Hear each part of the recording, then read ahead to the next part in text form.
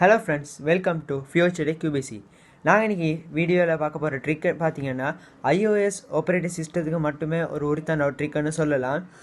இங்கே நான் கூகுள்லேருந்து ஸ்ட்ரைட்டாக அப்படி ஃபோட்டோஸை கேலரிக்கு எடுக்கிறேன்னு பார்க்க போகிறோம். இது ஆண்ட்ராய்டில் ஒர்க் ஆகாது, iOS மட்டும்தான் ஒர்க் ஆகும். நீங்கள் நம்ம சேனலுக்கு புதுசாக இருந்தீங்கன்னா மறக்காமல் சப்ஸ்கிரைப் பண்ணிக்கோங்க. அதோட பெல் ஐக்கானை ப்ரெஸ் பண்ணிக்கோங்க. என்னோட நோட்டிஃபிகேஷன்ஸ் அப்போ தான் உங்களுக்கு வரும். வாங்க வீடியோக்குள்ளே போகலாம். ப்ரௌசர் ஓப்பன் பண்ணிக்கோங்க.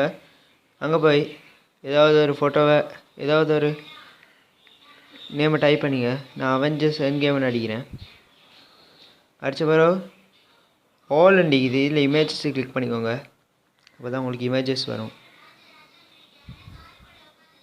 இதில் இங்கே நிறைய இமேஜஸ் காட்டுறாங்க. அதில் நான் முதலாவதுக்கிட்ட இந்த இமேஜை கிளிக் பண்ணேன். கிளிக் பண்ண வரும், இப்படி வரும்.